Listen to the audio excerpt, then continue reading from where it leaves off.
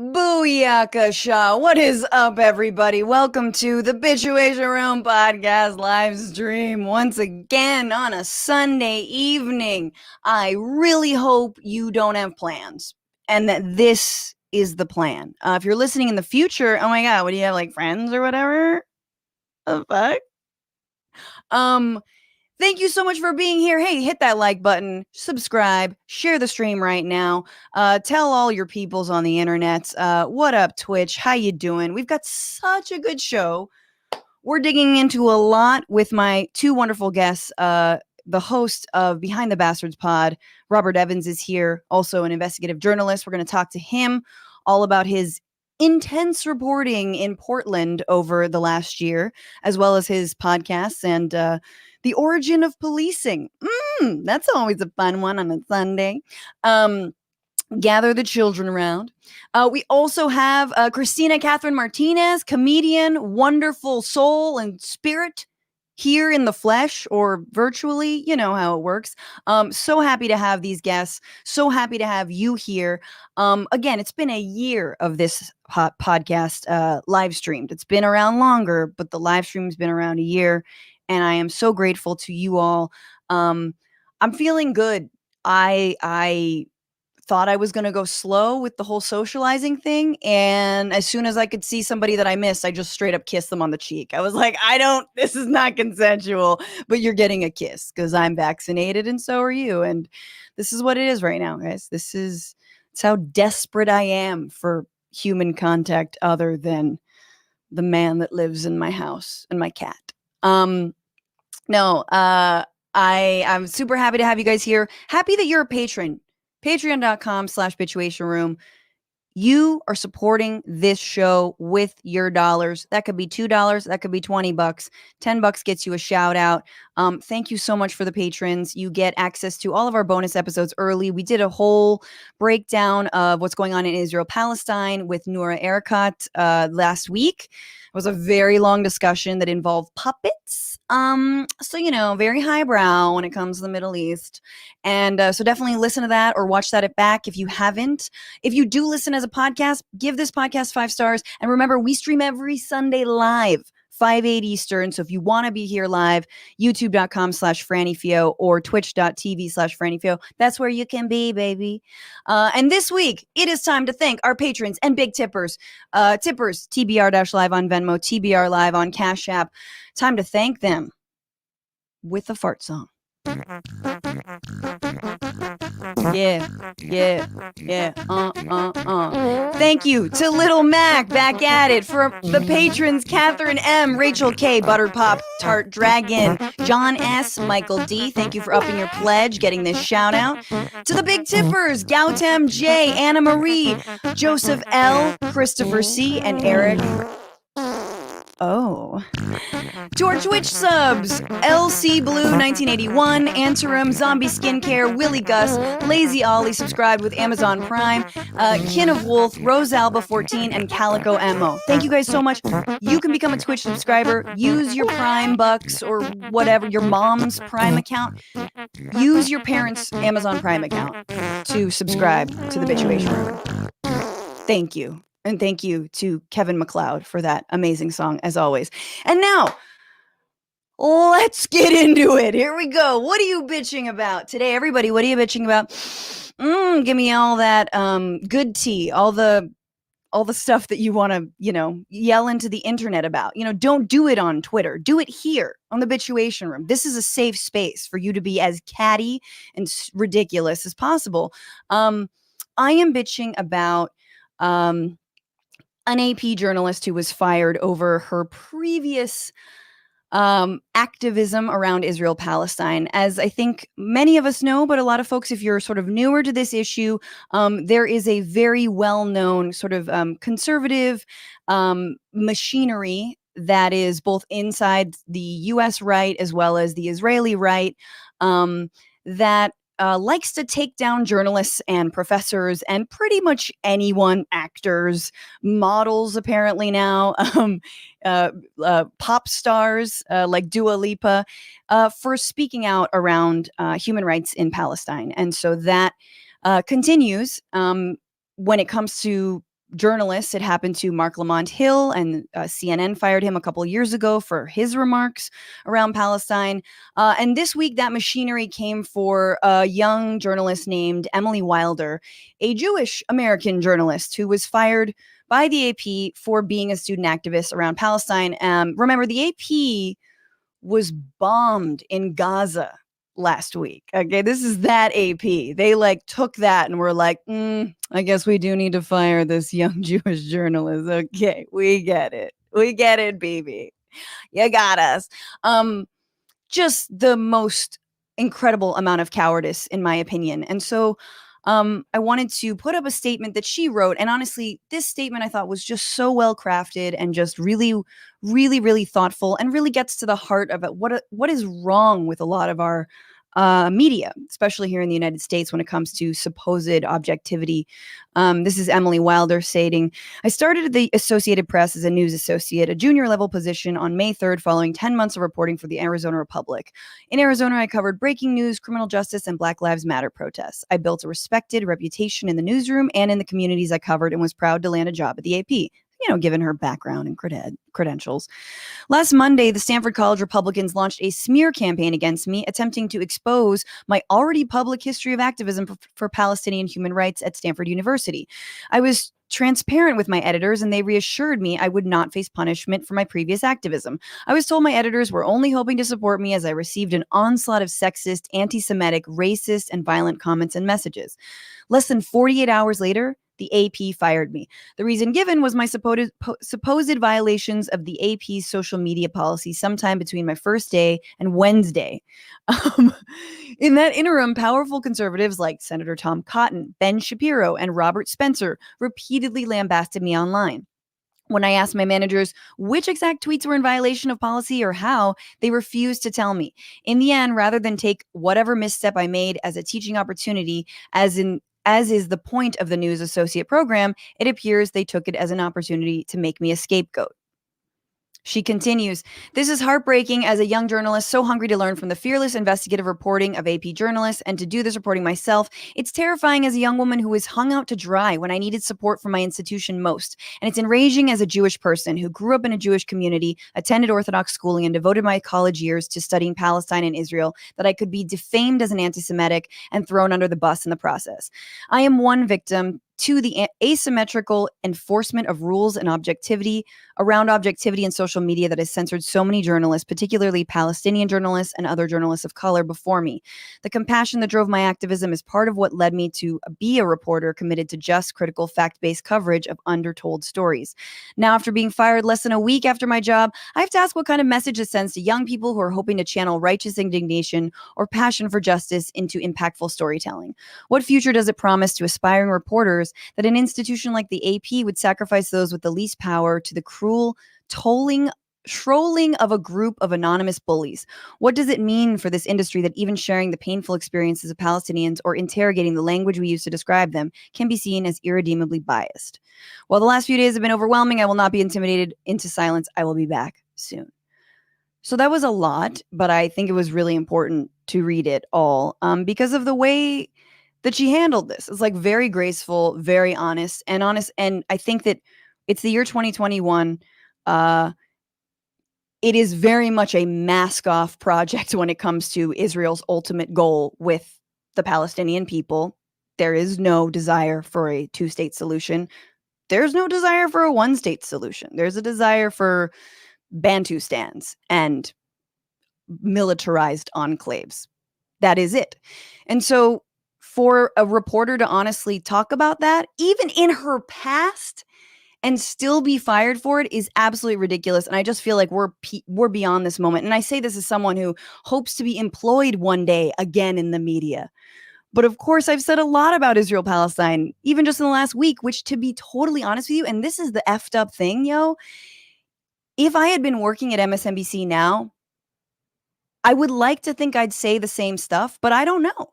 I don't know if I'd be scared as shit to say some and speak out, right? And this is the censorship and the self-policing when it comes to this issue that is completely out of touch with reality. And if I had said something and if I had had a job, look, what I'm saying is if and when I'm a big deal, no, but it's true. Like this kind of stuff comes for anyone, anytime. And obviously it's like, has to be a young woman, you know, just entering her, like, to the job field who gets taken down by, of course, a right-wing effort. And it's sad that organizations like the AP, media outlets, and other folks don't see through this effort at such a bad faith attempt to smear somebody, and they can't stand up to, like, you know, a Mike Cernovich or some right winger or you know, college Republicans on Stanford campus, that they're going to be bullied into firing their own hire because of that BS. We can do better. And I think we need to do better. And I hope that we get to a point where we can all speak out and not fear retribution in the goddamn workplace. Anywho, oh my God, such a fun way to start off the show. But let us bring in my two guests for the entire hour. I'm so lucky to have them. First off, she is a writer, actor, award-winning art critic, and comedian who's been named both Comedian You Should Know by Vulture and a Comic to Watch by Time Out LA. She's written for The Eric Andre Show and is a creator and host of the live comedy talk show Aesthetical Relations. Please welcome Christina Catherine Martinez. Hi, Francesca. Thank you for having me. I just wanted to add the Aesthetical Relations is also a book of essays that I wrote in 2019 and is just had a reprint. So you can find that hopefully in like a fine indie bookstore near you. Oh, not a Hudson News right next to like Janine Pirro's like autobiography. Hopefully you can find it on like a little acrylic table next to a pile of dirty dog-eared Elle magazines from 2008 at your local manicurist. I love that. I love that. Is just gonna hit that nail salon with some art knowledge. I would love that. Actually, maybe I should like seed some copies in like salons and dental offices. That's what activists do with zines. Like we would just like be like, this is my self-published thing. I'm gonna like put it at the bus stop, you know, and like sort of incept my, you know, writing into different places. That's amazing. I'm excited to read it. I know nothing about art, but I know what's bad. That's all you need to know. That's all you need to know. 90% of it is bad. And I see myself as an advocate for that sliver of stuff that's not abject garbage. I mean it. I love it. Well, I want to also bring in our other guest for the hour. He's an author of A Brief History of Vice, How Bad Behavior Built Civilization, and a contributor to the investigative website Bellingcat. He's the host of the podcast Behind the Bastards, which explores some of the worst humans in history, and a new podcast miniseries, Behind the Police, both for iHeartMedia. Please welcome Robert Evans. Hey! What's going on? Hi. Thank you both for being here. Yeah, thanks for having me. My whole thing is poorly introducing everything that I do, so I'm glad that I'm stayed on brand. Was that a poor introduction? I had no idea what to say. I never do. But oh, you mean just coming in and being like, "Hey, hi, yeah, what up?" That is fine. That's all we need you to do. Honestly, I'm just happy to have you both here. And of course, you know, we got to start off on a negative note on this show and ask both of you, what are you bitching about now? So, Robert, do you want to kick it off and tell us what are you bitching about right now? Well, like 30 minutes before I came on for this, I fell down a Reddit rabbit hole about and their loss prevention system. So it turns out that Target has corporate-wide, like one of the most developed and advanced CSI in the entire country for any purpose. And one of the things they do is they'll let people shoplift, but they'll document what they're taking up until an individual crosses the threshold that they could charge them with a felony, and then they come down on them. And they'll like track people to their homes if you're like a repeat shoplifter. Like it's some Minority Report shit. Like they have a ridiculously aggressive and advanced loss prevention system. And it turns out that the place where they test all this new technology, because one of the ways they do this is they have this incredibly advanced hidden camera system in every Target you ever been that tracks and like notes when people are loitering in front of certain areas that in ways that make it, because like they've got enough data that they're like, okay, if somebody's for a certain time and for in certain parts of the store, it means they're probably going to steal, you know, certain highly stolen items.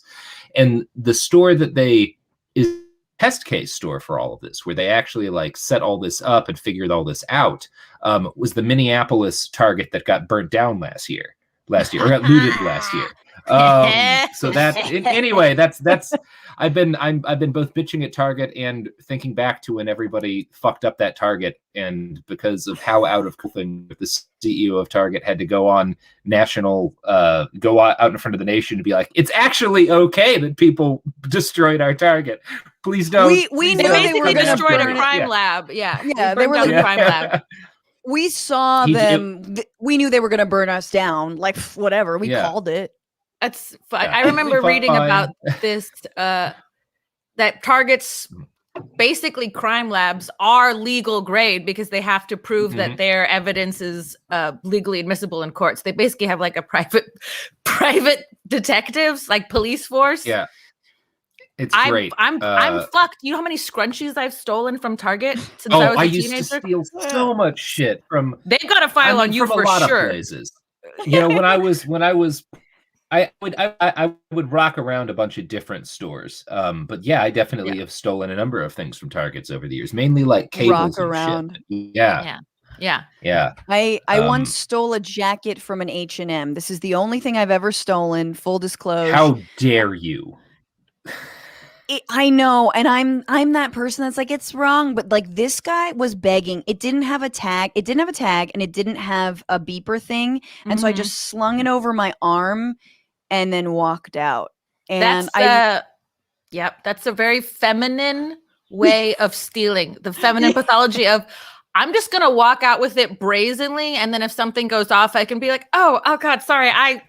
Whoa, like I didn't know I was holding this. Yeah, I was thinking about my period because I'm bleeding right now. I was just in such a rush to powder my tits. I forgot to buy this dress.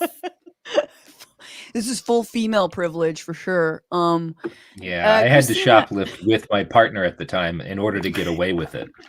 Yeah, you had to have. And then you do the distraction thing where like I'll purchase a couple of items, but she's got a bunch of stolen shit on her person, and then we both walk out together, and it always worked pretty well. We never got caught.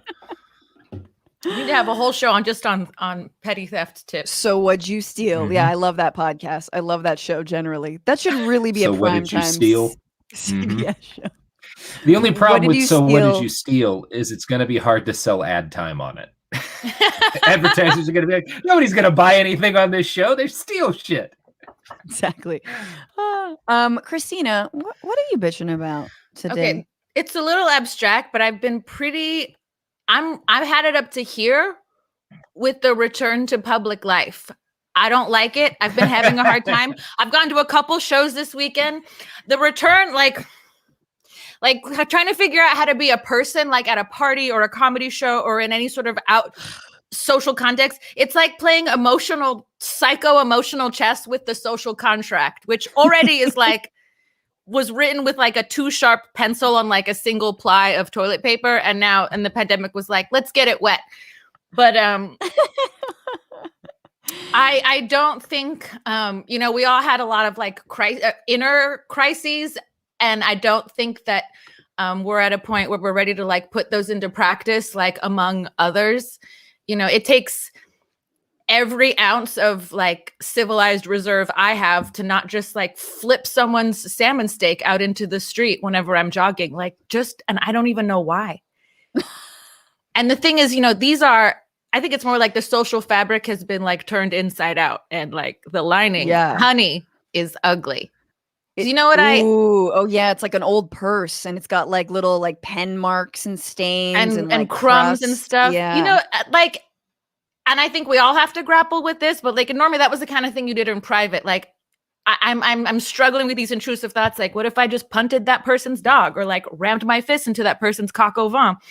And normally it's more of a thing like, when you're doing the dishes and you turn the garbage disposal on and you look at where this is going. And you look at your hand and like just for a second, you think about it. And that's like thousands of years worth of civilization kind of up for negotiation in that moment.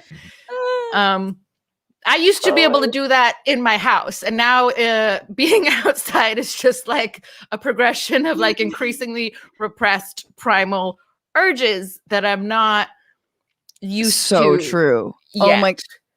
Very briefly, I want to tell this story that is okay. So I did a comedy show indoors, and a woman was not vaccinated. And because I was like, who's vaccinated? Okay, and she was like, no, I'm not vaccinated. And then I was like, oh no, what like message board did you read? Okay, tell me, And she's like, I probably shouldn't say. And then she's like, okay, I'll say, I think that when you vibrate at a high enough frequency, you won't get COVID-19. This woman said that shit to my face, to everyone. And I immediately was like, oh my God, I guess my uncle didn't vibrate on a high enough frequency. Oh my God. Like, I guess, like, does anyone else have a relative who didn't vibrate on a high frequency? I mean, maybe hospitals should install like those shitty hotel massage beds to just vibrate people enough to deal with the problem. You don't need later then. Just shake them good. Exactly. Just put some crystals, around the hospital. But here's the thing. Christina, I was like, I super identify with that because part of me was also like, what if I just beat the shit out of her? Like, what if I just leapt off the stage and started beating her ass? Like, I think it's important. I'm not a violent person, but I very much wanted to do that in that moment. I think it's important to sit with those feelings. I think we need and just oh, sorry. Yeah. No, go ahead, Robert, please. No, sorry, I was interrupting. Oh no, I was just thinking about that. People, it's like so much of I think our problems are like people being afraid of their own thoughts, and I'm like, I'm not afraid of my own thoughts. Maybe I should be a little bit, but it's it's the fact that you can hold that. Like, what if I beat the shit out of someone right now, Mm-hmm. and letting it pass through your body that keeps you from not doing that every time someone mouths off in an insane way, which I'm sure happens a lot. Well, it's when you have that mentality where like, I'm at a higher frequency. I don't have violent tendencies. I have it together. Yeah. KIT. Keep it together. Keep it together. And then Target Crime Lab up in flames. I mean, I think you could, I want to see like the idea behind a grand jury mixed with sort of streaming technology so that if you assault someone who says that they have too high a vibration to get COVID, the cops show up, but they're like, oh no, we already did an online grand jury and everyone said you had the right to beat the piss out of that person. You're good to go. Well, that's Minority Report. You could fix some shit. That's why not turn it into positive? Yeah, I love this. Yeah, but I mean, don't you think Twitter kind of acts as that de facto referendum that we get on people's character before seeing who they are in real life? Yeah, I guess I'm saying we should give Twitter the power to decide or not things are crimes. I can't see that going badly in any way. No. They've got polls now. Yeah. I'm just worried about getting convicted of fashion crimes. True. I have forgotten how to wear pants. But we got it, you guys. We have to move on. Again. Okay. we will move on from our, our dark fantasies. That's for another pod. We got to get into the week. A lot of things happened this week. The House. Wait, no. Let me hang on. Let me get my notes. Editing this out. There was a ceasefire between Israel and Hamas, but there's still violence at Al-Aqsa Mosque. An AP reporter was fired for activism around Palestine. Governor Greg Abbott signed a heartbeat bill, which would ban abortions at 6 weeks of pregnancy before many know they're even pregnant. Rick Santorum was finally fired from CNN 4 years too late. And Rand Paul won't get the COVID-19 vaccine because he vibrates on a real high frequency. But for everything else, this is the week where.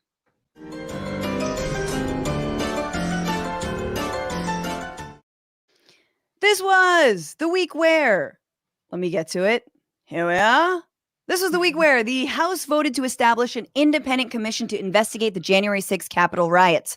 But Republicans are looking to block it in the Senate, which makes sense. Like, they know they don't need a 9/11 style commission on January 6th. They already know it was an inside job. Okay.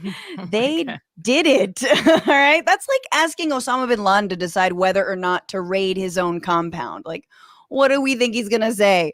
Or like asking the police to, investigate themselves, which, wait a minute.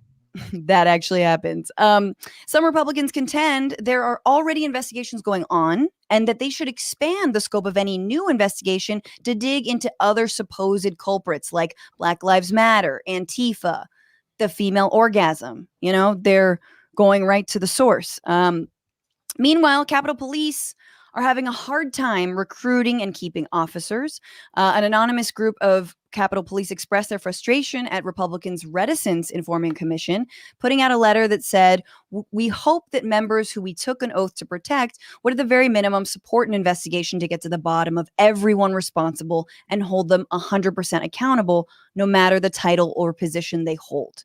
Of course, that pretty clear message was completely mangled and misconstrued by America's most watched Klansman, Tucker Carlson. Let's take a look at that. Do what we say or watch your back. In this case, that's exactly what they were saying to Republicans.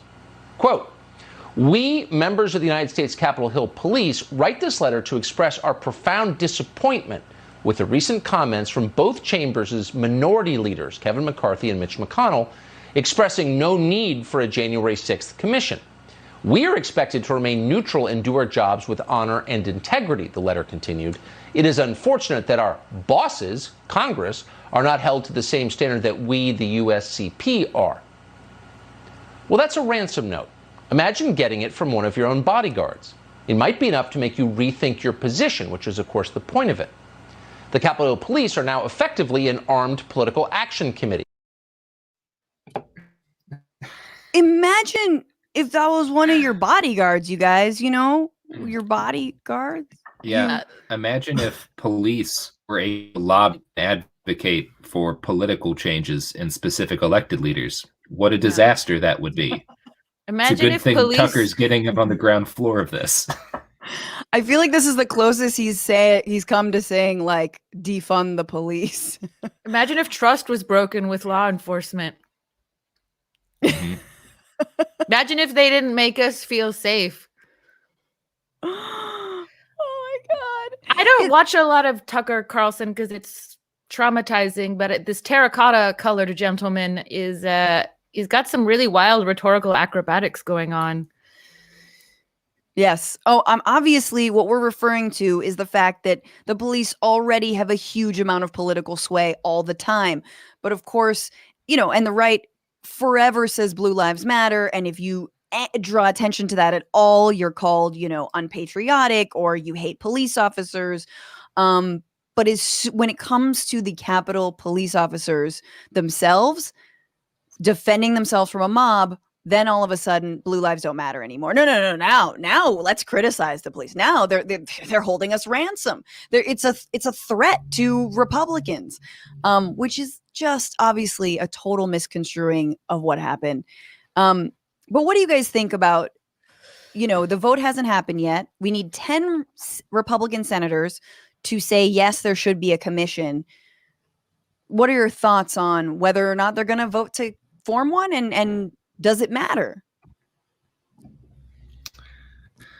I don't know how much it matters, because I don't think whether or not they do a commission, I don't think there's really any chance that they're going to bring any of the members of Congress, any of the elected leaders, any of the major figures within the Republican Party who were responsible for inciting what happened on the 6th, charges on those people. I just don't see that happening. And if that doesn't happen, it's just going to be more than anything a circus.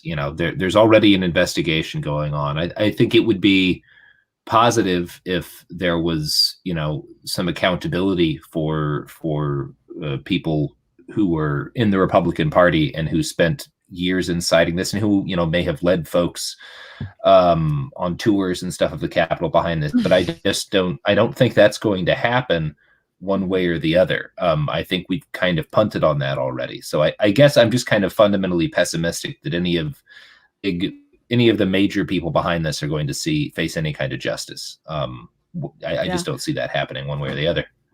Yeah. I'm pessimistic in that, like, this piece of legislation just feels like more political theater, but politics is theater. So I still feel like the establishment of a commission is more important than doing nothing, because these things will have, like, in history books 20 years from now, to say that this didn't happen is also just part of this, like, tiny little piece by piece erosion of faith in, like, our democracy. Mm-hmm. And my first question too was like, well, what would the commission do? And the ridiculous thing is, like, that's almost less important than the fact that if it was just formed would send a strong message. And of course, I don't think it would result in, like, real charges for any members of Congress. But I also feel like, given that it's a symbolic gesture, I'd rather have the whole thing fail than to have it pushed through with all these qualifiers that, like, Kevin McCarthy wants to put on it. Like, oh, well, then we'll throw in Black Lives Matter and then investigate Antifa.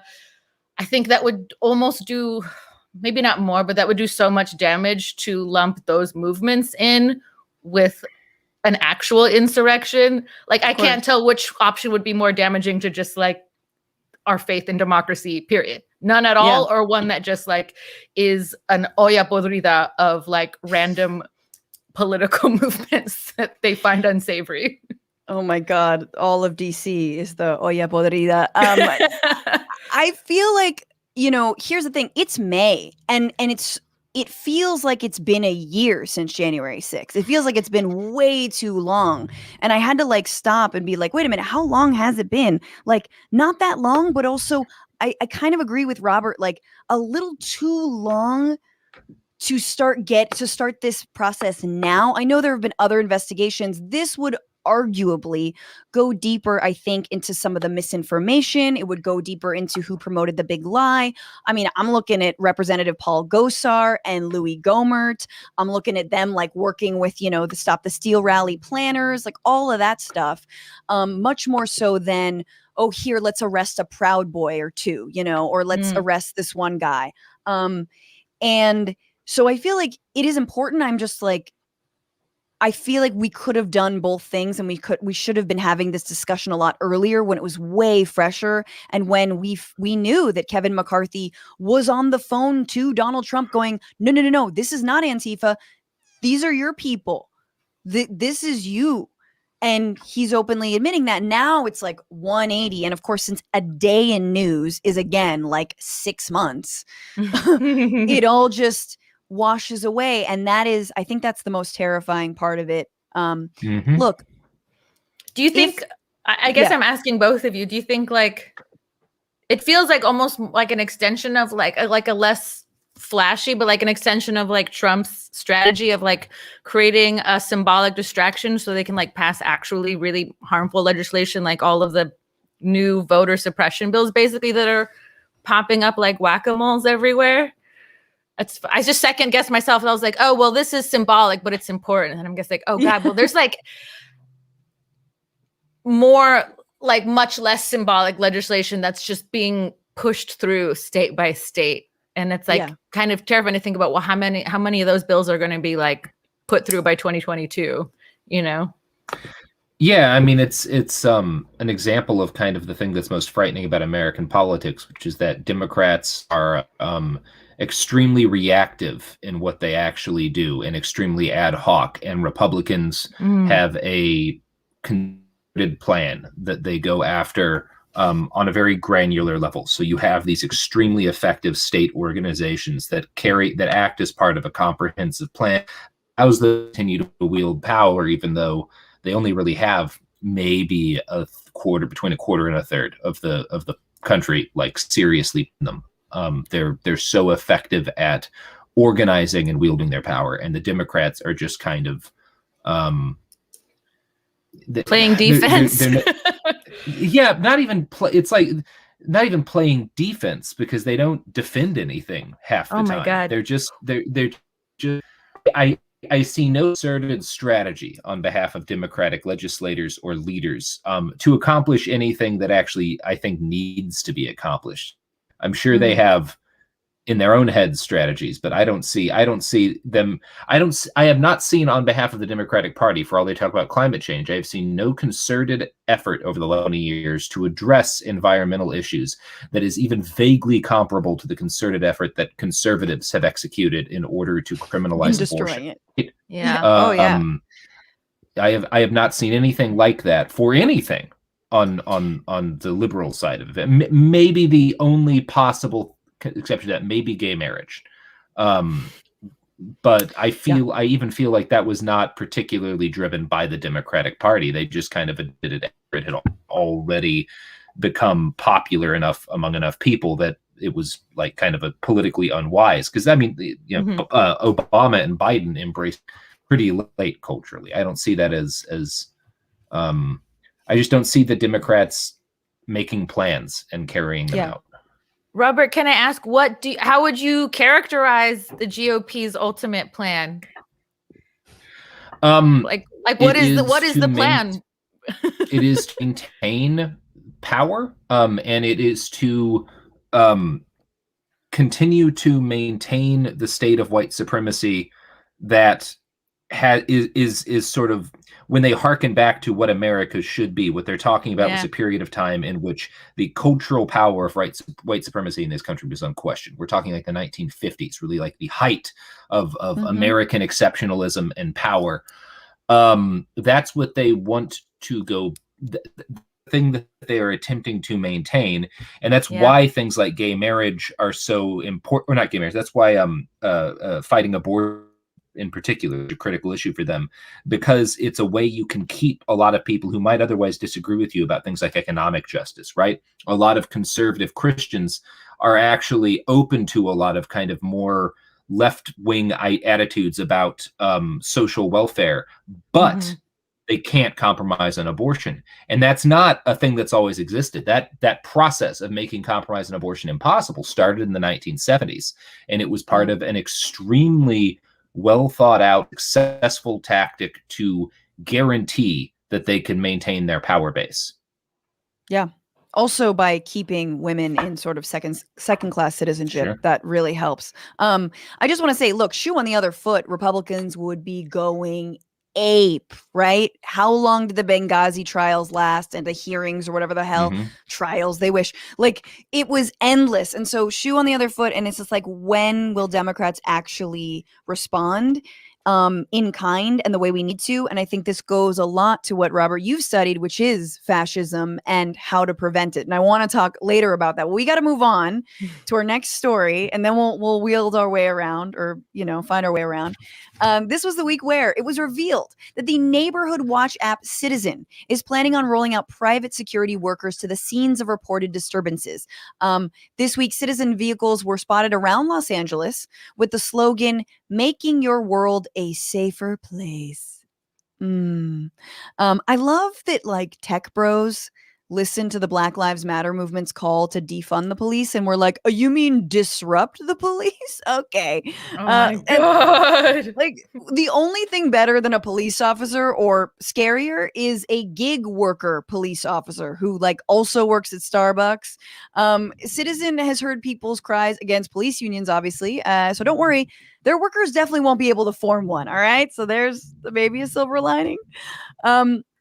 If you think that I'm being hyperbolic, though, on its own website, Citizen basically sells itself as this tech bro police fantasy, writing, quote, "You used to have to call the police tip line to help. Now you can use Citizen to broadcast live video, sharing relevant updates with others."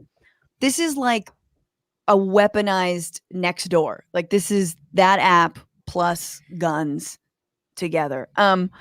Does it work is the real question. I know some people are like, yeah, but maybe it helps. Maybe, they catch criminals or whatevs. Citizen recently flexed its crime-solving muscle by trying to get to the bottom of an arson, offering $30,000 as a reward for a tip on a homeless man who was reportedly seen near the fire, and posted this photo of him, right? And police eventually did detain that man, but then let him go because there was literally no evidence of him doing it. Even though that photo was posted. Of course, they apologize, and, like, they swear they're gonna figure it out. They just haven't cracked that code yet. They're going to figure out how to do anti-crime. They're going to figure out how to make an uncrime.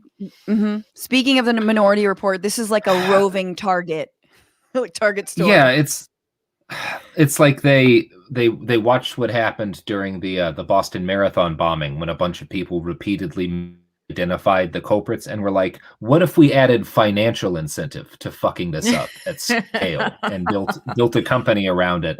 By the way, we're the same who made Uber, so we'll get it right. Like, just fuck these people. I don't know. Fuck these people 1,000 times. That's all I have to say on that. I would also like to say, fuck these people. And what's disappointing is that this is happening in LA, which we like to think of ourselves as like the seat of like progressive politics. And like this service wouldn't exist if there weren't enough fucking rich NIMBYs who need to, yes, police wanted to pay for it. I mean, we already have private firefighters. We know that, right? That's why Kim Kardashian's house didn't burn down in Thousand Oaks, because there was private firefighters protecting it. I mean, this is, I think you would agree, Robert. I mean, this is the part of the GOP tactic to like break down society. Is they say they want like limited government, and they prove their point by making like government institutions so fucked up and inoperable that like corporations feel like they have to pick up the slack, and then everything is privatized, meaning it's like priceable.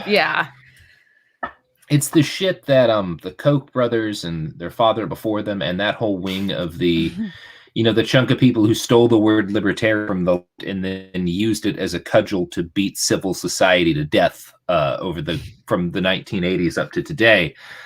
This is just another in that, because when your access to any kind of security is based entirely upon whether or not you pay that security, then you don't even have to deal with the issues that cops are having now. Because like people get angry now because it's like, well, but the police are murdering people they're supposed to protect. But if people's hired goons are damaging people, they're just doing their job. They're the hired goons of the rich, and you can take those rich people to court if you'd like.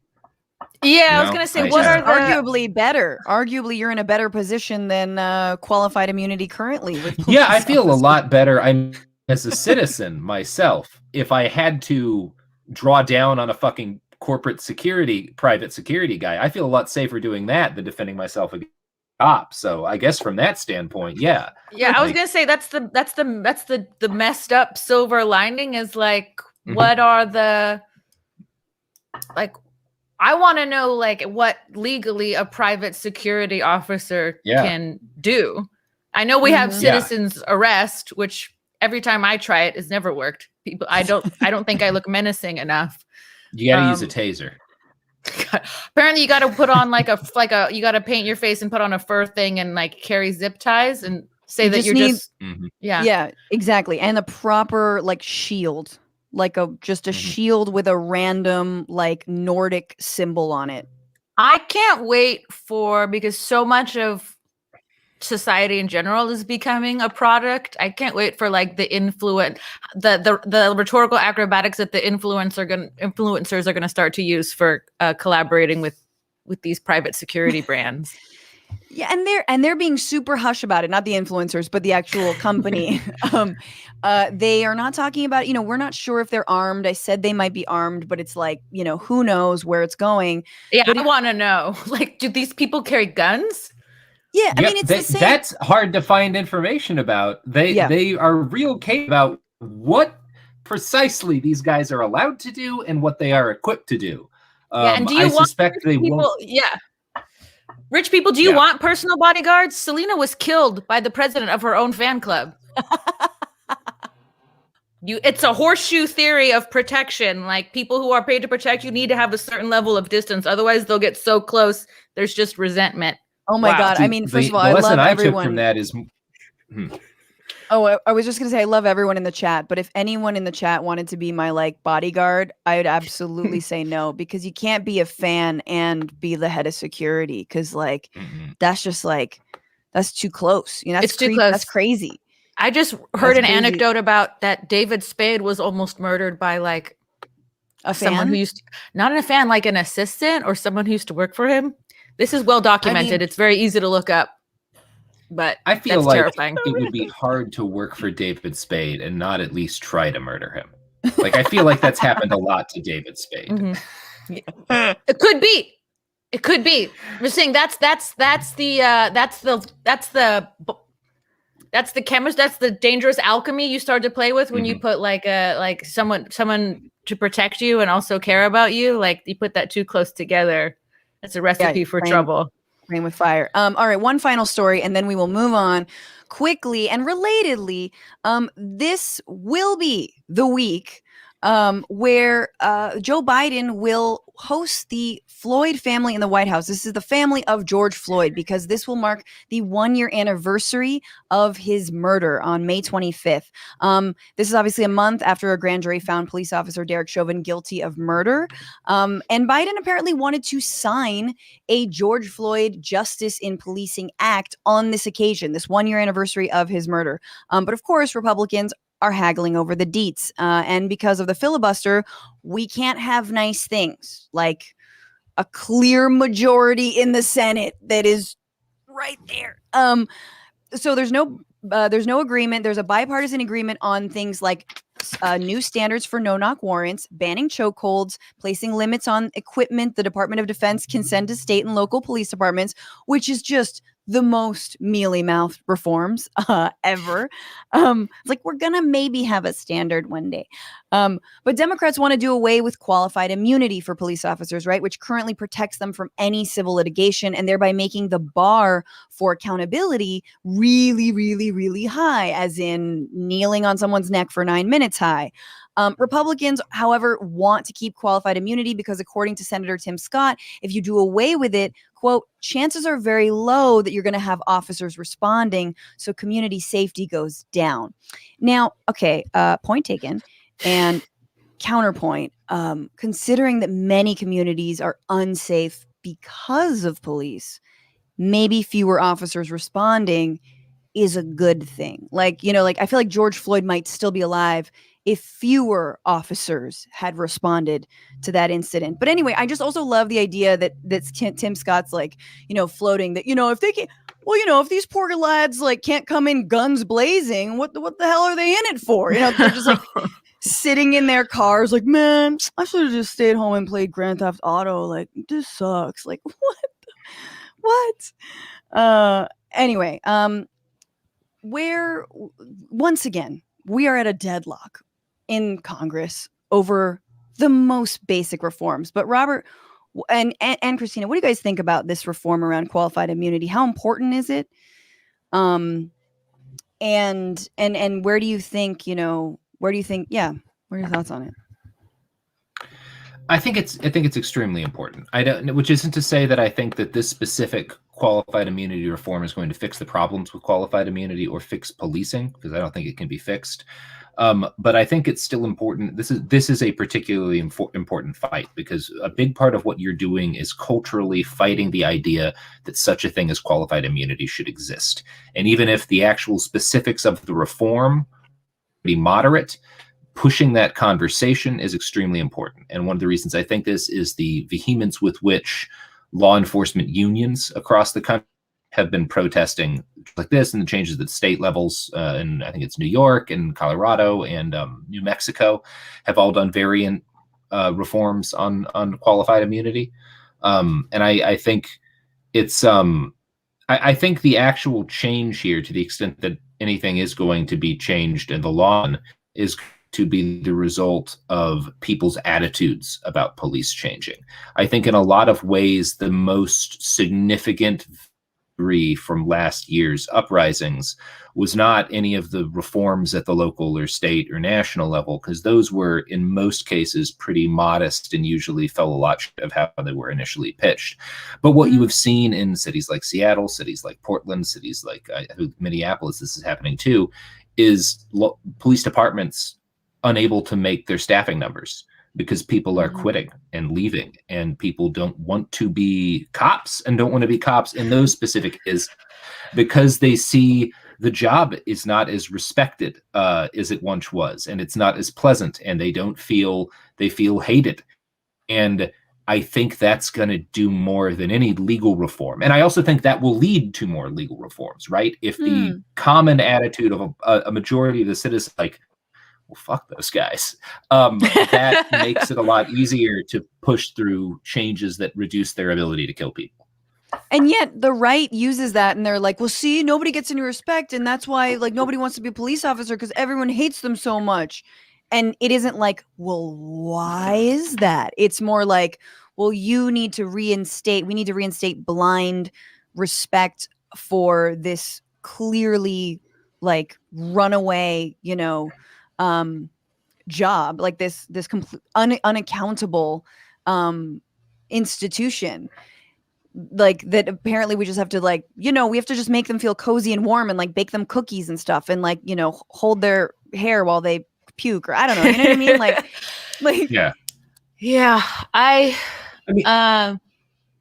like that you just said it, Robert, that it's a cultural attitude that needs to shift, and qualified immunity is definitely like a manifestation of that. It's basically like stipulates that, police can violate someone's civil rights if they think they were doing it legally, that doesn't even make sense.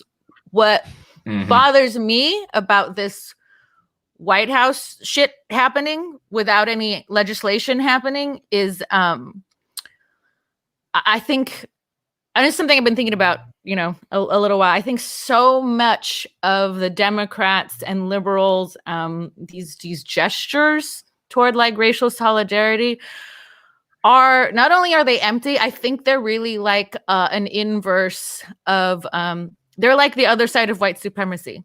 It's a thing that we love to do, to think that this is like, oh, I'm going to do my homework and this is going to fix a racism. White people fucking love homework.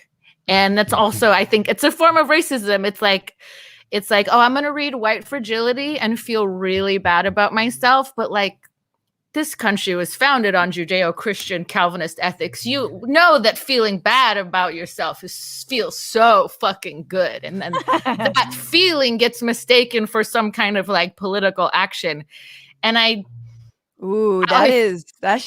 is deep, Christina. That's like, I haven't thought about that in that way before. I'm white and I'm a first generation Mexican immigrant. So I feel like I get both sides. I call it brown ops, because you wouldn't believe the shit that white people say when they think they're alone.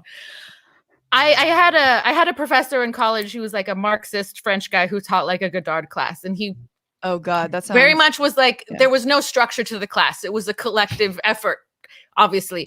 And he brought it up this postmodernist class ever. But he definitely said, he's like, I know how much you like retentive American students need homework. So if you need homework, I'll give it to you. And he was kind of joking, but I think that speaks so much to like this. I find it not maybe more damaging. It's less violent, but it's a more pernicious form of white supremacy, of like people doing things to feel good. I think it's another form of superiority to like turn Black people into like a homework assignment, or like, now I have to throw an event to show this. I need to read my book. Invite the family of George Floyd, but I'm not able to do the basic things to reform or overturn the filibuster so that we can actually get something passed. But I think even deeper than what, we won't get to a level of getting to like the nuts and bolts of reform that's going to change this until, and I feel weird saying this, but I think it's true. It's like, white supremacy is like, it's a spiritual disease. And I think the attitude that white people have about it is not going to change until we actually not just feel bad, but like grieve, because we lose, like everybody does. But like, I think it's almost too ego shattering for white people to admit how much we fucking lose, how much we miss out on by like an abject failure to like apprehend or let alone celebrate just like Black excellence and Black people in general. I don't know what the program is that like makes that happen, but I feel like that's like the foundation of the problem. It reminds me of what like Baldwin said, where he was like, until white people see their own fates as intertwined with the fates of Black Americans, we will never actually have racial justice in this country. So it's very much it's a little bit of a, we are all part of this. We are all one, etc. Robert, any thoughts on the performative welcoming of the Floyd family? But it's this thing you see all across, particularly white society, which is, okay, here's this problem. It's massive and heartbreaking and devastating, and I don't have any idea how to fix it, or the solutions people are telling me to actually fix it are not something that I to do, because there will be consequences to me for doing it. But I can be seen publicly doing something that actually costs me nothing and achieves nothing. So let's do that. It's the fully marching down a bridge of being the president, right? It's, that didn't really accomplish anything. You showed up and you get to brag that you were there, but it did not fix the problem. What we need, we've got the presidential equivalent of marching peacefully down a bridge. What we need is the presidential equivalent of burning the 3rd precinct down. Damn. Let's see. I want to move on to talking to you, Robert, because we sort of hit on a lot of the stuff that you really discuss a lot in your podcast, both in Behind the Bastards and Behind the Police. Quickly, I do want to just read a couple of comments from the wonderful folks in the chat. Thank you so much for being here. H.L. Aristoteles. Tuckums wouldn't know the truth if it kicked him in the teeth about Tucker Carlson.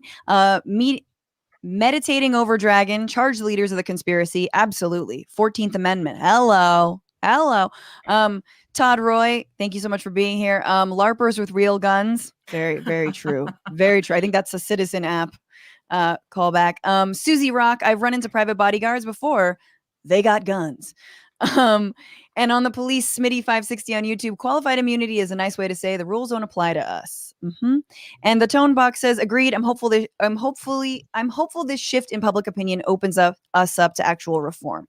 Yeah, I mean, yeah, it's I think there's a whole discussion going on right now about crime being up, and LA, for example, has had a lot of successes when it comes to, passing Measure J, which diverted 10% of the general budget away from police. Well, it turns out the LAPD is beefing its forces up. They're hiring 300 more police officers, essentially undoing that democratic measure that we all voted on here, that we all wanted. And the city's like, no, because crime. Yeah, see, I know housing and education and mental health services. No, police. So here we are back in this merry-go-round again. And Robert, you've looked a lot at the crossovers, and especially your up close look at this crossover between white supremacists, Proud Boys, Oath Keepers, and police officers, whether former, current, military personnel.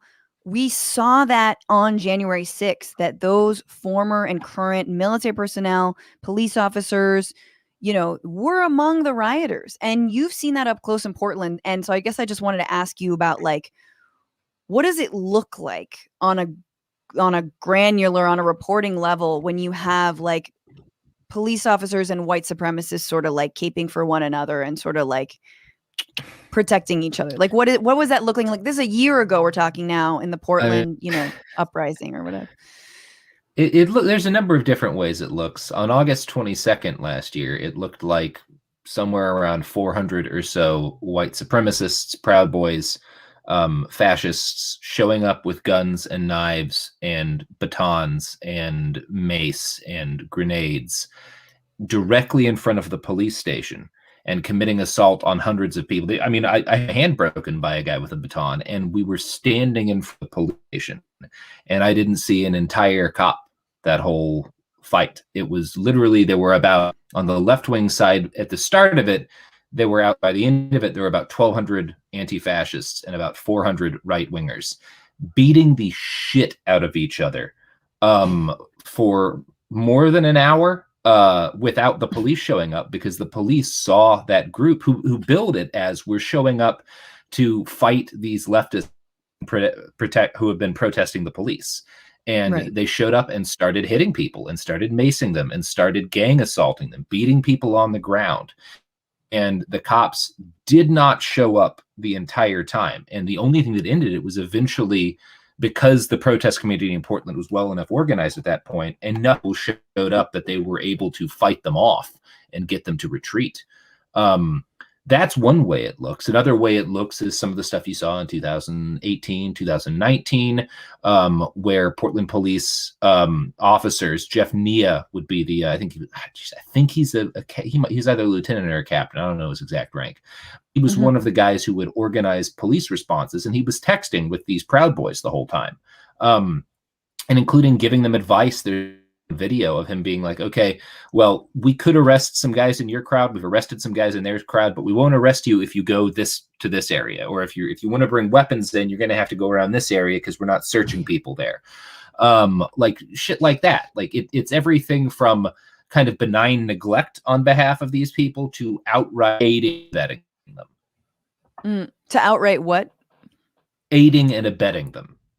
It's a mix of benign neglect, just sort of not policing them, and that's most of it. That's 70%, and 30% of it is actively collaborating with them.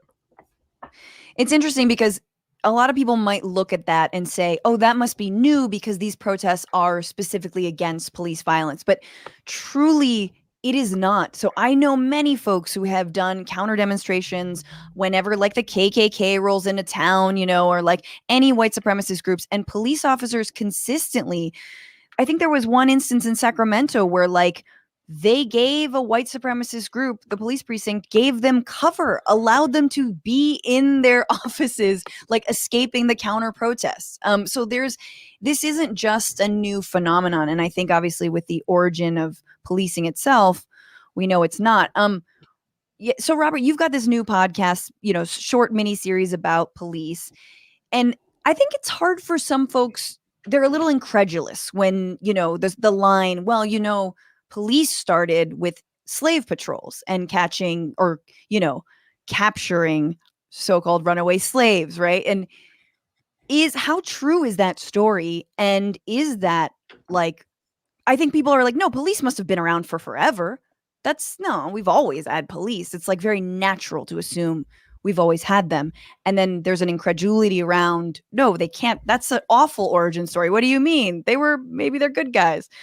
What have you learned in your research? I mean, the idea of kind of like how to enforce laws in society goes back much further than the modern concept of police. So it would be wrong to say that policing started with slave patrols, but it would be accurate to say that policing in the American started with slave patrols. And it is direct enough that, for example, the St. Louis police literally are a direct continuation of a slave patrol. There's no debate about that, no argument about this. It is historically what was initially a patrol to catch slaves became the St. Louis Police Department. And there's a lot of, this is across in large part the American South, and it's spread outside of there, but it's specific. It's very particular in the South. One of the things you saw the slave patrols was their use of dogs, and they would use dogs in order to catch slaves and in order to brutalize them. And a big part of the kind of culture of fear that stopped slave revolts was the fear of being torn apart by these dogs that the patrols would use.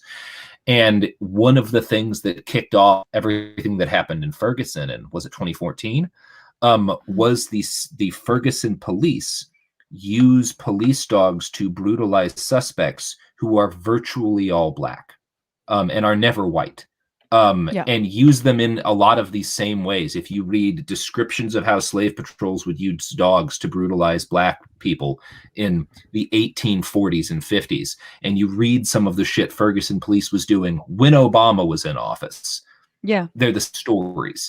So I wouldn't say policing started with slave patrols, but I would say that slave patrols are the origin point of one type of American policing that is extremely influential. Now, there's other aspects of like where policing came from, and including like a lot of policing originated in parts of that did not have a history of slavery, right? Because there were states that were never slave states, but they had forms of law enforcement. So I don't want to like overstate. Did you say in Europe? No, in the States too. Like there are states in the U.S. that have never been slave states, but had forms of law enforcement, from the beginning in them. Oregon, for example, was never a slave state because it was too racist to have slaves, right? Oregon didn't have, like, surprising. Yeah, but because it was too racist for slaves, not as a good thing. It's not right. There were some places that banned slavery because they were too racist to have anybody who wasn't white there, and Oregon was one of these places. But Oregon is still very deeply tied with particularly anti-black racism. And I would say probably the best, I mean, there's a couple of really good anecdotes. One of them is that the Portland police in the 1920s had a police vigilante unit that the Portland police gave badges and guns to handpicked citizens who were by the Ku Klux Klan to carry out. You can guess what they did. And this happened in other parts of Oregon, an awful lot, and all over the country. A huge in the 20s of sheriff and police chiefs in the United States were also Klansmen. This is across the nation. It's incredibly endemic, and the KKK had a significant impact on the way law enforcement was done. Wait, can I? This is fascinating. No, I have a question because I'm really interested. Do you know? I have no idea, but I remember this was a part of, like, I grew up in a big church, and there was a police chaplain program, which is. And like, when did that start in the United States? This like weird practice of like, we're just going to like bring some pastors on ride-alongs and they kind of hang out. You know what I mean? I can tell They're you gonna when that bless started. this arrest. I could, and I don't know if it's dealt with. I don't recall it being dealt with in the book, but in general, if you're interested in where a lot of our problems with policing came from, there's a very good book called The End of Policing by, I think, Alex Vitale is the name of the author. And it's Yeah, not he's been only on the you can show. purchase it. Oh yeah, it's available for free. Yeah, it's now, as so an you can- ebook. Okay. Yeah. And that deals with a lot of stuff. Now, I don't know about the history of police chaplains, but one thing that does interest me is the degree to which religion and policing are tied in the United States. But when you go outside of where slave patrols were kind of more the origin of policing, there's a huge amount of kind of Puritan values that all played into the enforcement of laws, and particularly the enforcement of laws that were designed to crack down on deviance. And you can see a lot like what and has been done to gay people and stuff in the United States. I don't want to conflate the KKK with the church writ large, but it is interesting that you point out there's like a history of police sort of handpicking people from groups that they are okay with being like, oh, you can kind of just come hang with us. You know what I mean? Yeah. There's a Venn diagram there. Robert, you're kind of cutting out. So if we're like, what? That's why. But I think when Alex Vitale was on the show, the thing that he crystallized for me is the way that, along with sort of like the development of like capitalism and, property rights and all that stuff, that police are a way to sort of enforce the inequality that like all of the, he particularly looking at cities, all of the, whether it's the deficit in housing and education or, or joblessness, that, well, that's okay if you just have a giant police force to keep everyone away from complaining about it, or to stop them from stealing food when they're hungry or stealing something to sell when they need money. Like, if you just maintain this giant police force, you never actually have to deal with the like inherent inequities that capitalism and, that creates, right? Like that is what it is. And so it goes hand in hand with that. And I think that's, I haven't finished the Behind the Police series, but I'm very excited to hear how that also works into it. I think the best way to know what the people who are in power in society aren't willing to say they endorse, but do endorse, is to look at what provokes outrage from them and what does not. Joe Biden, outraged by looting. You know something Joe Biden's never said a word about, to my knowledge. Throughout the first decade or so of the U.S. occupation of Iraq, a series of devices was sold to the U.S. military and the Iraqi military that was designed to sniff out bombs and was in reality fake. It didn't do anything. And huge numbers of people died as a result of bombs that were set off in civilian areas because a company had grifted the U.S. military and the Iraqi government tens of millions of dollars to make these fake bomb detectors. Not a word, because looting of American shops isn't supposed to happen. That's somebody upsetting the system. But a shady military contractor greasing palms and bribing people and profiting off of death and destruction in an impoverished, distant land, that's supposed to happen. So why would we get outraged at it? Yeah. I wanted to move away from policing for 1 second and pick up on the very first thing we talked about on the show, which was around January 6th. And Robert, you had a really good episode of the Behind the Bastards that really blew my mind. And it was all about the fascist mob in France in, I believe, 1943. 34. Oh, 34, excuse me. In 1934. Yeah. Yes. That you sort of saw this as a corollary in history of these like fascist militias motivated by, propaganda and like essentially fake news, trying to storm the Capitol and take over the government. And they failed. And which was a great silver lining for me at the end of that one, which also the January 6th, Capitol riot failed from their ultimate goal of overturning a democratic election. what do you know of the fallout in France in that moment? And like, kind of almost like, how does that help us with this moment? Like, what should the fallout be when something so insane happens? Or do we just go like, well, that was weird. Guess we shouldn't do that again. Yeah, don't. Okay, are we not going to talk about how that was really insane? Okay, cool. Glad it didn't succeed.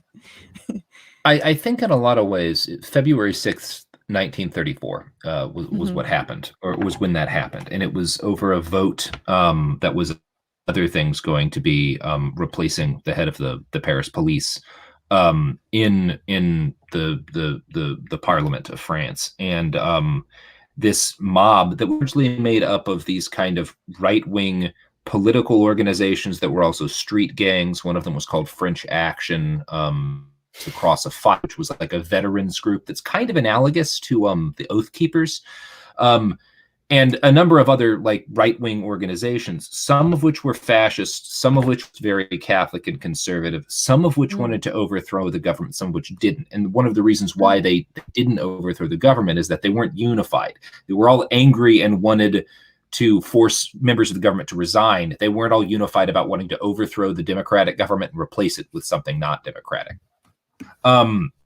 One of the things that happened in the wake of that was the formation of large and organized French anti-fascist organizations, because the what had happened on the 6th, it was also the 6th, February 6th, convinced a lot of people in France, even Brits. Up to that point, it had been the people opposing the right in the streets had been like a mix of communists and anarchists.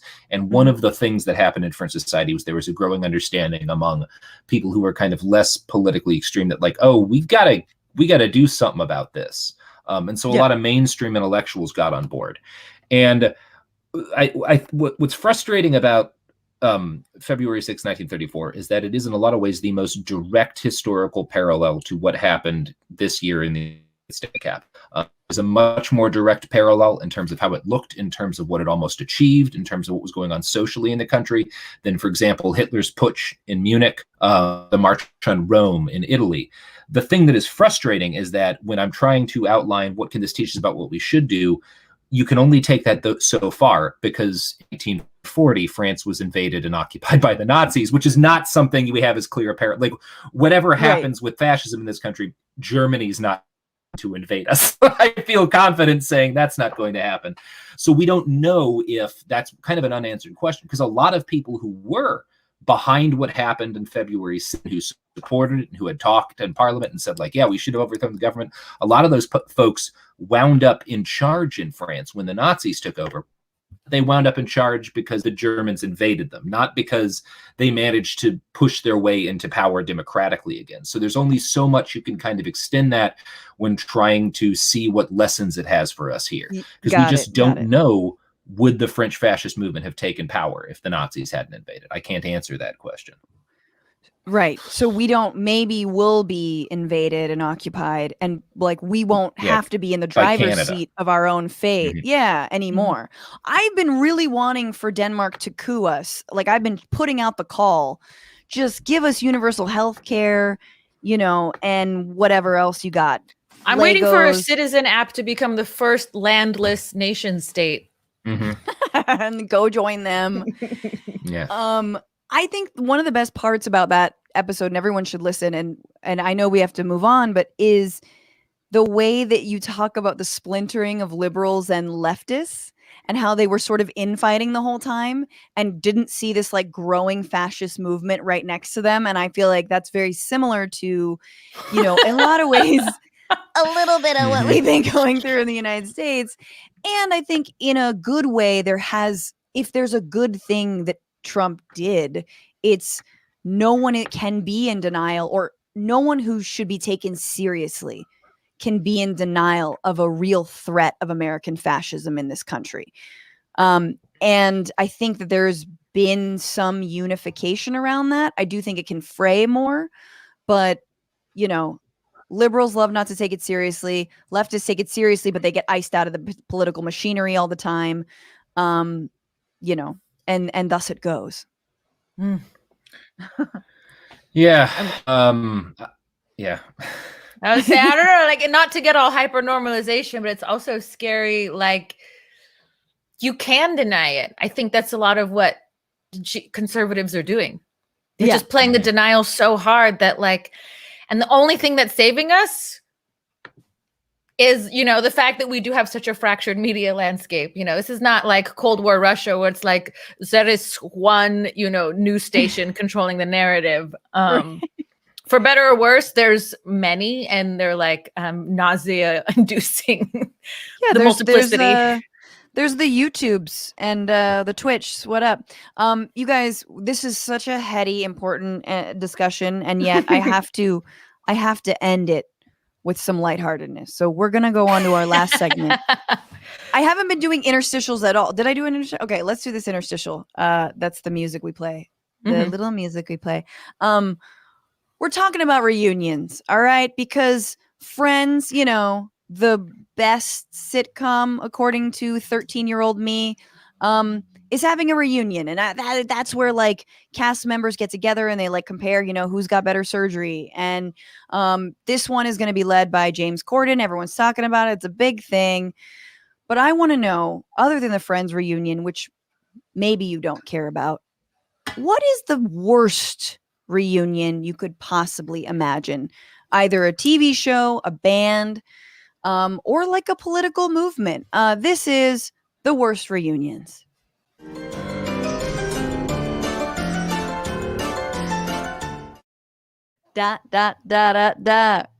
Christina, you want to kick it off? What's your list of worst reunions? I only have two. One, I thought it'd be fun to have like a reunion of Enlightenment thinkers, and they could do like a live commentary of binge watching Sex in the City.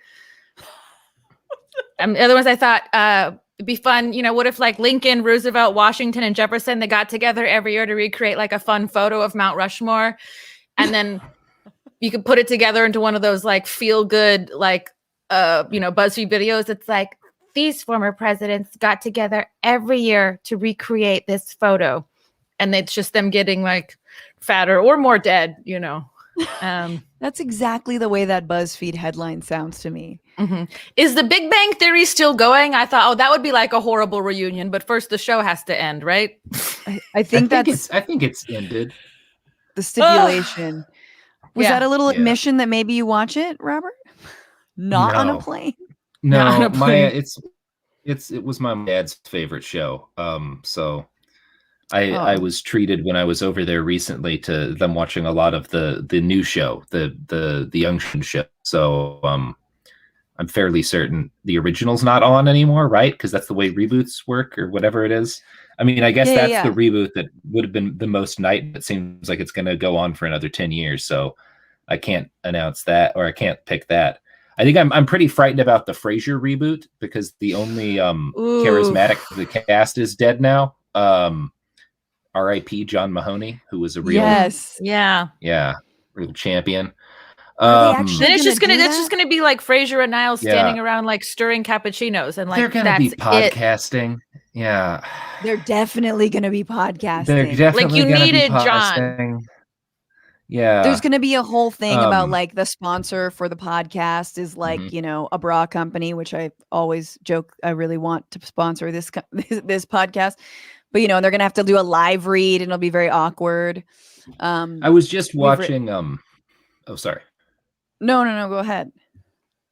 I think Andy Griffith would be a nightmare to reboot. I was rewatching some of that recently, and I was amazed. Like, there's multiple episodes where the whole is that the sheriff refuses to carry a gun, because he doesn't think he should have to carry a weapon. He thinks that would escalate situations and make it harder for him to achieve a positive. Like, his whole thing is that, like, why would I wear a gun? Then people are going to think that I'm there to potentially harm them, and my whole job is to keep people safe. Anti-violent you couldn't have that on TV anymore. No, absolutely that's gonna sell no weapons. Oh, I'm so horny for de-escalation. I want that reunion. We need it, but I don't think you could get it greenlit. Oh, he can between the three of us, no one else is listening. He can community police this pussy anytime when he doesn't carry a gun. Good-looking man. Sorry. Mhm. We're trying to end light. We gotta end light. We gotta community police the pussy. I do like the idea of like, a cop show that just never escalates, and it's always about someone talking somebody down and talking out of a situation, and then they go just like bowling. Isn't that a show? Wouldn't that just be a show about social workers?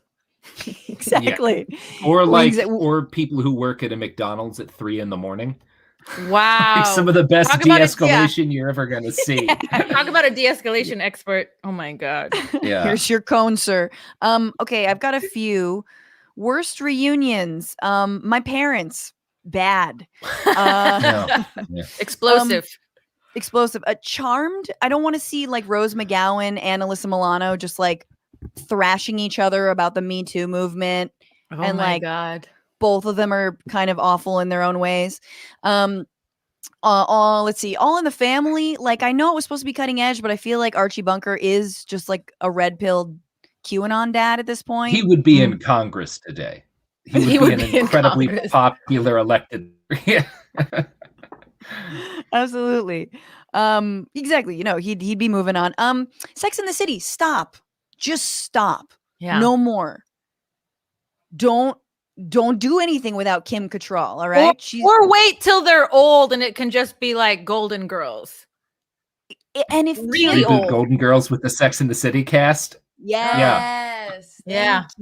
Thank you. Just like spreading HPV in the senior center. They can reboot Sex in the City as long as they just admit they're old. Like, when are they going to just act like adults? Are they in their like mid-40s now? Well, that's Kim Cattrall's whole thing. She's like, I'm proudly 55 or whatever. And I agree with that. Like, I agree with her thing. It's the rest of them. They're pretending. Although Cynthia Nixon, love forevs. And finally, the worst reunion for me would be the Bush administration. Just terrible reboot. Yeah. I feel like we've already gotten a reboot in the Trump administration. So everyone's now like, the original was way better and like actually like very kind. You know what I think would be really cool is like, because the gender swapping is a big thing. What if we had like an all-female reboot of the 20th century? The ending would have to be totally different. Either that or it would be the same and we just have had Lady Hitler, which is... Oh my God. Yeah.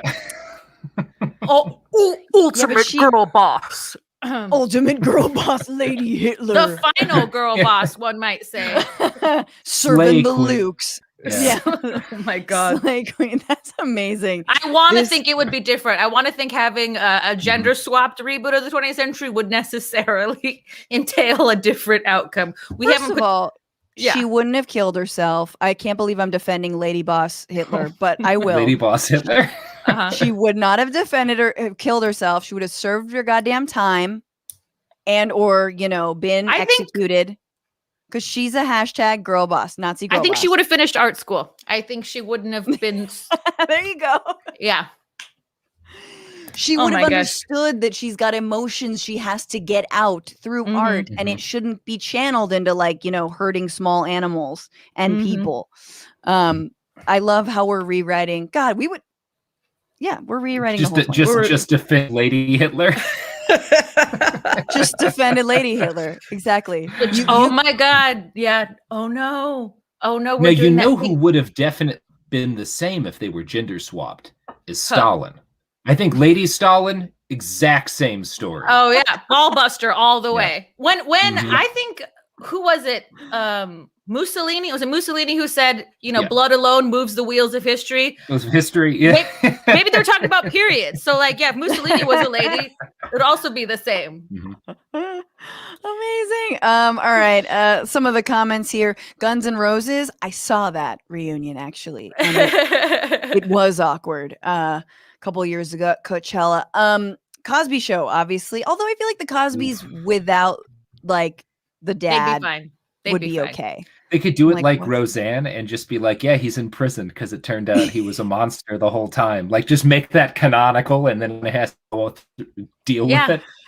Can you imagine how much the right would freak out about that? Like, these are their beloved, like they never saw the Cosby Show, but suddenly now we're gonna defend Bill, of course, because you can't reboot it. Can't reboot it in any PC way. It must remain.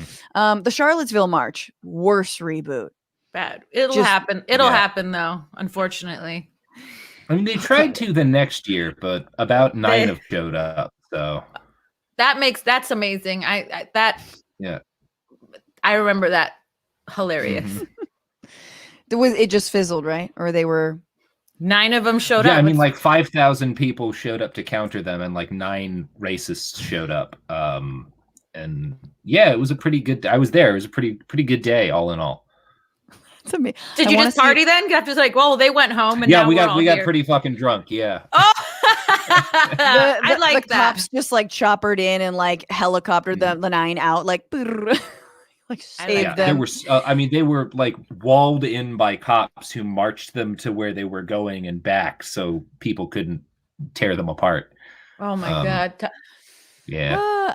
Robert Evans, thank you so much for joining us. Everybody, listen to Behind the Bastards Pod and Behind the Police, and follow Robert at I Write Okay on Twitter. Understatement of the century. You're so fabulous, Robert. Oh, I think you write great. I write great. Me write great one day. Robert, take very good Me care. too. Thanks so much for being here. And Christina, thank you for being here. Where can people find your work? They can find me. My Instagram and Twitter handles are the same. It's at xtina_Catherine. My book is called Aesthetical Relations, and it's out now from you get it.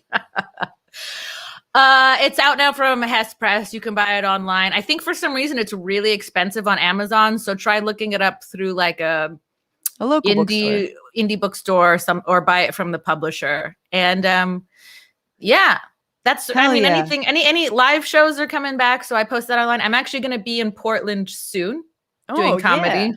so keep an eye out for that. Get ready. I'm excited. I hope people are vibrating on very, very high frequencies for Christina. And thank you all for being here. Thank you guys for being patrons. Remember, this show runs literally on your support only. And you can tip the show TBR-Live on Venmo, TBR Live on Cash App, or by becoming a patron, which I strongly suggest because you get early access to bonus episodes. We have merch coming. I'm doing some tinkering with that, but it is on the way, as well as a monthly AMA for people who give $20 or more. I answer all your questions every single month. And because, like you don't get tired of asking and I don't get tired of answering, but maybe you do and maybe I do, but we don't talk about it because, we're having fun. And and with that, thank you to everyone who works on this show. Wait a minute. Who works on the show? Becca Roofer, Ellie Hoffman, Kelly Carey, Dorsey Shaw, and quickly, for the final comments, Dominicus, I believe on Twitch, says rich people justice for just us. Fat guy named Tiny Cups are finally feeling the natural consequences of their own actions. There's not a song called Fuck the Fire Department or Fuck the EMTs. Absolutely. Melina Abdullah was saying that exact thing. Cooking Edibles Dragon says, I live in rural Oregon and cops here are total racists and buddies with the local quote unquote militia. Yee. And thank you so much for the super chats, Stephen Turner, BO, Dr. Green Bricks, Christopher Moore, and all of our new subs, Thunderous_Dragon, Crump the Sea Dragon, Fat Guy Named Tiny, JA99, and Emerald Vulcan. So many dragons. You guys, I'm hosting all of the damage report this week, Monday, Tuesday, Wednesday, Thursday, not Friday. John, I believe, will be back with Brett on the damage report. So make sure to just watch my days and not watch their days. No, I'll be there Monday, Tuesday, Wednesday, Thursday. And also next Sunday, Mama's taking a week off. Okay. So taking a break, not doing a show on May 30th. I'm going to do live comedy instead in Santa Cruz. Tickets are sold out though. We're taking a break on next Sunday. So I won't be around next Sunday. We're not going to do a show. Might pick it up on the following week on like a Monday or Tuesday or Wednesday situation to make up for the show that we didn't do. But, hey, still, you got plenty of time to go back and listen to the old episodes, give the podcast 5 stars and all that good stuff. Okay. Thank you guys so much. And remember, fight the power, fuck the patriarchy, and don't just be about it or bitch about it. Hang on. I got excited. Remember, fight the power, fuck the patriarchy, and don't just bitch about it. Be about it. Later.